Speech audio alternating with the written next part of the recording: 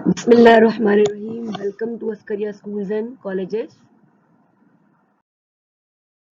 Assalamu alaikum. I am your teacher Sajda Lakat, and today we will discuss lecture 5 of chapter 1, and our topic will be structure of elements.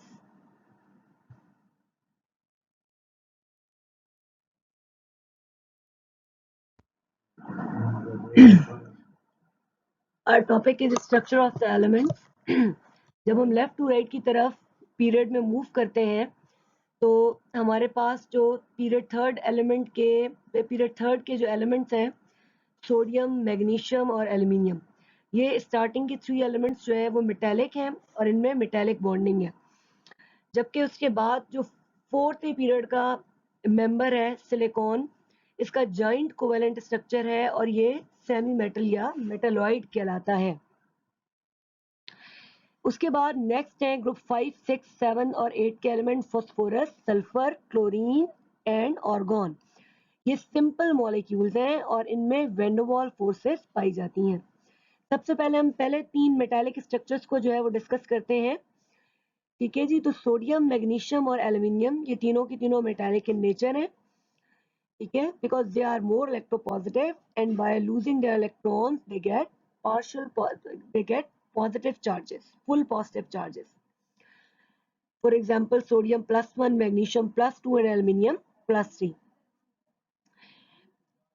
When sodium form metallic bonding with another electronegative element, जब sodium किसी दूसरे electronegative element के साथ bonding बनाता है तो इस bonding में उसका एक इलेक्ट्रॉन इन्वॉल्व होता है और वो एक इलेक्ट्रॉन जो है वो सिंगल 3s इलेक्ट्रॉन होता है। ठीक है जी, जैसे फॉर एग्जांपल सोडियम जो है वो क्लोरीन के साथ जब रिएक्ट करता है तो सोडियम अपना एक इलेक्ट्रॉन निकालकर +1 में Na पॉजिटिव में कन्वर्ट हो जाता है और जो क्लोराइड है वो एक इलेक्ट्रॉन को गेन कर लेता है। इस तरह Na पॉजिटिव और Cl नेगेटिव के दरमियान आयोनिक बॉन्डिंग बन जाती है।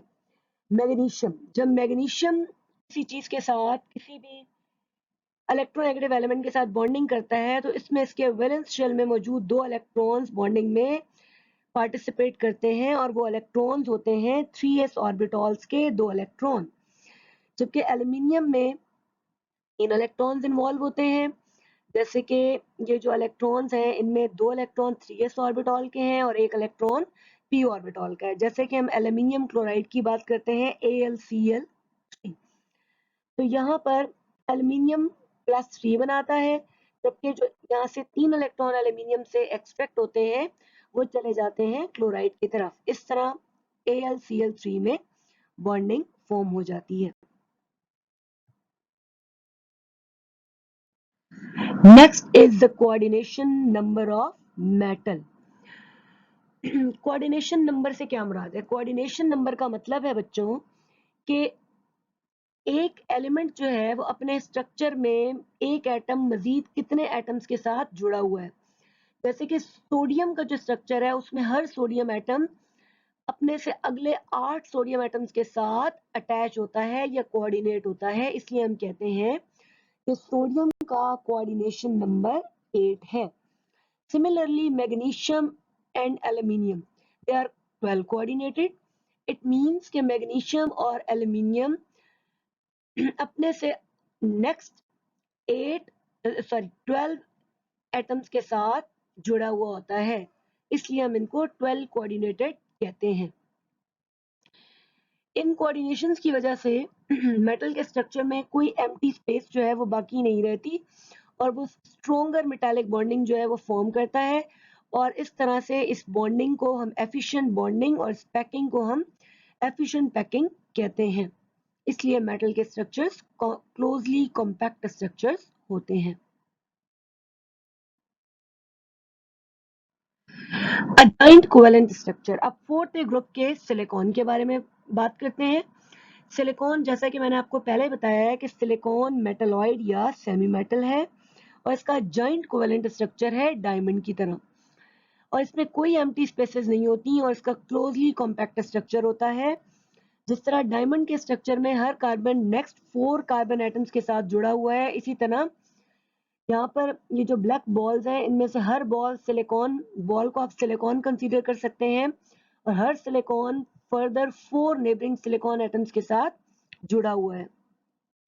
लिहाजा इनमें कोई फ्री इलेक्ट्रॉन ना होने की वजह से सिलिकॉन के बारे में कहा जाता है कि this is non conductor of electricity. लेकिन कुछ केसेस ऐसे हैं कि जिसमें सिलिकॉन इलेक्ट्रिसिटी को कंडक्ट करता है, इसको हम लेटर ऑन नेक्स्ट स्लाइड्स में डिस्कस करेंगे। 4 सिंपल मॉलिक्यूलर स्ट्रक्चर्स। नेक्स्ट अगर हम ग्रुप 5 से लेकर 8 की तरफ मूव करते हैं तो यहाँ पर जो फॉस्फोरस है, फॉस्फोरस की डिफरेंट टाइप्स हैं। फॉस्फोरस व्हाइट भी होता है, वायलेट भी होता है, रेड भी होता है। तो phosphorus white, sulphur rhombic and monoclinic, ये इनके जो स्ट्रक्चर्स हैं फॉस्फोरस और सल्फर वगैरह के, ये डिपेंड करते हैं इनकी टाइप्स पर, क्योंकि ये डिफरेंट टाइप्स में एग्जिस्ट करते हैं।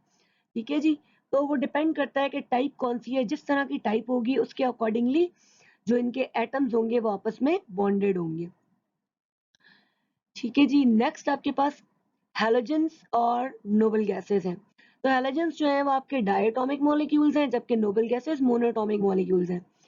और जो ये नोबल गैसेस और हैलोजेंस हैं, ये आपस में जुड़े हुए होते हैं विंडरवॉल डिस्पर्जन फोर्सेस से, वीक विंडरवॉल डिस्पर्जन फोर्सेस से, जिन्हें आप एलडीएफ फोर्सेस का नाम देते हैं।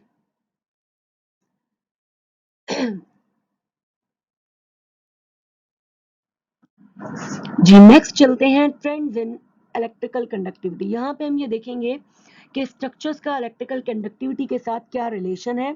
तो पहले हम इलेक्ट्रिकल कंडक्टिविटी की डेफिनेशन की तरफ चलते हैं। बेसिकली ये किसी भी सब्सटेंस की वो कैपेबिलिटी है जिससे वो इलेक्ट्रिसिटी को कंडक्ट करता है। अब इलेक्ट्रिसिटी कंडक्ट करने की रीजंस क्या हैं? मेनली जब भी कोई सब्सटेंस इलेक्ट्रिसिटी का गुड कंडक्टर होता है तो उसका जो मेन रीजन है उसमें मौजूद नंबर ऑफ फ्री इलेक्ट्रॉन्स हैं, उनके आउटर मोस्ट शेल में मौजूद फ्री इलेक्ट्रॉन्स हैं। क्योंकि हम ये बात पहले भी पढ़ चुके हैं कि जो चार्ज है वो इलेक्ट्रॉन के साथ मूव करता है, यानी इलेक्ट्रॉन के ऊपर बैठकर आगे की तरफ मूव करता है। तो हमारे जो इलेक्ट्रॉन्स हैं वो चार्ज कैरियर है। ठीक है जी, तो अगर फ्री इलेक्ट्रॉन्स होंगे तो इलेक्ट्रिसिटी कंडक्ट सब्सटेंस करेगा। और ये इलेक्ट्रॉन्स जो हैं, मेटल के इलेक्ट्रॉन्स, ये अपने क्रिस्टल लैटिस में मूव करते रहते हैं। तो अगर पीरियड थर्ड एलिमेंट की बात करें कंडक्टिविटी के हवाले से, तो sodium, magnesium and aluminium, they all are good conductors of electricity. Why? Because of free moving electrons. Silicon की बात करते हैं। सिलिकॉन इज अ मेटलॉइड और semi metal and it is semiconductor, means कि ये फुली कंडक्टर नहीं है। अब ये फुली कंडक्टर क्यों नहीं है? वजह ये है कि इसमें फ्री इलेक्ट्रॉन्स उस तरह से मौजूद नहीं होते जैसे कि मेटल्स के स्ट्रक्चर में मौजूद हैं। ठीक है, तो उसके बाद जो नेक्स्ट एलिमेंट है पीरियड थर्ड एलिमेंट के, phosphorus, sulphur, halogen and argon, ये इलेक्ट्रिसिटी कंडक्ट नहीं करते क्योंकि इनके अंदर फ्री इलेक्ट्रॉन्स मौजूद नहीं होते। How semiconductors conduct electricity. अब प्रीवियस स्लाइड्स के अंदर हम तो स्टडी कर चुके हैं कि जो सिलिकॉन है वो इलेक्ट्रिसिटी को कंडक्ट नहीं करता, या आप कह सकते हैं कि उतना अच्छा नहीं करता जैसे कि मेटल्स करते हैं। ठीक है, यानी कि सेमी कंडक्टर है। तो ये क्यों सेमी कंडक्टर है? क्योंकि इसमें फ्री इलेक्ट्रॉन्स नहीं है, ये लिहाजा ये इलेक्ट्रिसिटी कंडक्ट नहीं कर सकता। लेकिन सम टाइम ऐसा होता है कि ये बिहेव करता है एज कंडक्टर्स। अब ये कंडक्टर्स के तौर पर कब बिहेव करता है? उस वक्त करता है जब हम टेम्परेचर इंक्रीज कर देते हैं। जब सेमीकंडक्टर्स का टेम्परेचर इंक्रीज किया जाता है तो इनके इलेक्ट्रॉन्स फ्रीली मूव करते हैं और इलेक्ट्रिसिटी को कंडक्ट करने लगते हैं। Thank you so much. I hope you all people understand the video. Thank you so much. Stay blessed.